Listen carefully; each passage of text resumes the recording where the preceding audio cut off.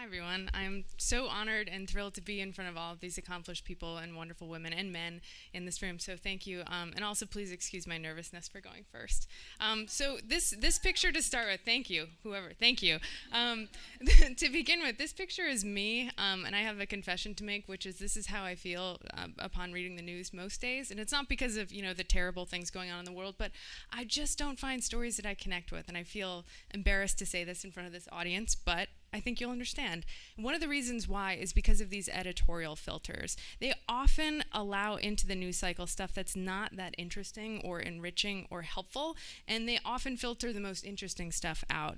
And sometimes it's unconsciously. Every news organization has different filters that they go by saying, yes, we'll do this story, or no, it's not right for us. And here's what can happen in some of these instances. So, you get a story because of a press release. Pretty obvious when that happens. Or you get a story that's just the same 500 words that everyone else has done because your boss is like, we need to do this so we don't look stupid.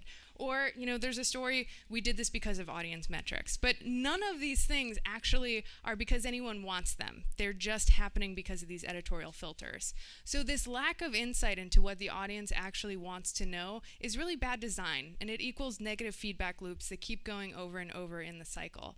So an attempt to break this negative feedback loop and turn it into a positive one is Curious City, which is a project that I created a couple years ago in partnership with the Association of Independents in Radio and WBEZ in Chicago to help break this and to gain insight into what kind of information the audience actually wants and cares about. So just to back up a little bit and explain, here's a comparison. So the red part is where you'll see where the public enters the process. You might notice there is no red on here. That is not a mistake. So the pitching, the assigning, the reporting, the publishing all happens before the public has a chance to weigh in or shape it. And it's then at the very end, once a reporter has moved on to the next story, that the public is allowed to say, hey, wait a second, what about the source? Or you missed this idea, or why didn't you do it this way? And we lose these opportunities. So Curious City, by contrast, kind of hacks this cycle and allows the public in at every step of the process. So from pitching a story, which happens by asking a question, what do you wonder about Chicago, the region, or its people that you want WBEZ to investigate? That's our pitch process. Our assignment process happens by way of curating these pitches and letting the public decide which question is most interesting to them. Then the public physically comes out and reports with us as we get their answers, so we get more insight into what they want to know in the field. And then we publish updates along the way so others can weigh in and shape the story, maybe even providing a lead or a source or a helpful comment. And we ultimately publish in whatever form best suits the story. That could be a comic book, a song, podcast, whatever. So, levels of engagement. We've had some big aha moments with this. We didn't know if it would work. But what we found is that by allowing these multiple entry points into the journalistic process, that we've gotten journalistic value at every one of those feedback points, from people lodging a suggestion for what they want to have answered to them coming along physically with us. There's been value at every step of the way. Another kind of chestnut we've gotten out of this is that this new audience feedback has kind of created new beats for us. So on the left in this image, you can see what WBEZ has decided to dedicate resources toward. These are the verticals that we think everyone should know about. With Curious City, we let people decide what they wanted to ask about, and then after about 500 questions, we looked for patterns. As you can see, there's not a lot of overlap. There's only 2 categories that really overlap. We didn't know that people would want a history reporter, but they asked so many questions about history and bringing the context alive that we do a ton of history stories, and they're really popular. So we've kind of created new feedback loops off of this human-centered design.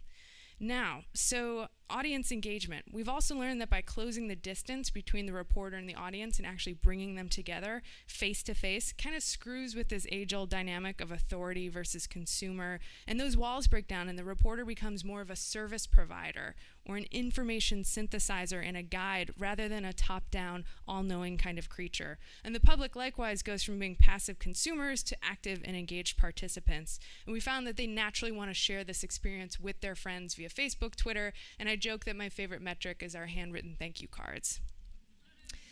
So now to what I like to call the shitty bits. So luckily, because of the Association of Independents in Radio and this thing called Localore, which was this initiative I was part of, the first 2 things, which tend to be really hard for entrepreneurs and organizations, is having buy-in and the time and space to try something out and have it work or not work and not be pulled off to do something else. AIR helped me keep that space sacred because they provided funding and they provided a sandbox for me. But the third part, acceptance, was hard to get. People initially were like, what is this quirky thing? Are you guys going to actually create anything of value? And the first story we ended up doing, the first question we answered is, what happens to the animal crap at the zoo? That's a picture from there, and that didn't really help our case going forward. But eventually people understood that we did good things. Okay, so scaling within WBEZ was made possible by highly collaborating with everyone. We had a 3-person team, and we worked with more than 50 reporters, interns, and freelancers in order to do our stories. So we didn't stay just within ourselves. And so now we're scaling up and out and trying to take this curious city into curious nation, taking this editorial model and tech to other media outlets. And we've already got some market validation. About 7 or 8 different places around the country are experimenting with the editorial process and having top hits on their website with the questions that the public is asking them. And what I'm trying to create in this next year or so is a turnkey toolkit. So to get media outlets up and running with this model, from editorial training to scaling up the tech and software and service, and figuring out some revenue models to help offset the business costs of actual engagement. So I'm also thinking about content and how there's a possibility for national aggregated products if we get enough people on board. And I'm right now trying to create a dream team. So the people who are going to help me, from the user experience to the tech to fundraising and all that kind of thing. One of the challenges at this next step is going to be balancing competing interests from nonprofit media and for-profit media, public media stations within the market, etc. That's going to be where I'm at right now. And another challenge is just going to be listening to my gut, which is I'm someone who likes to serve, and if there are a lot of people who want me to do a lot of different things, I'm going to have to start checking in with myself and being the leader here. So here's what's next. I am figuring out the business model, scaling up the tech and the training, and I'm looking for mentors and advisors, people who have done this path, who have been CEOs or heads of things, and securing more funding is always helpful. I have AIR to thank for helping me again, along with the Wincoat Foundation and the Ford Foundation. So I hope to meet and collaborate with all of you this weekend and talk more. Thank you.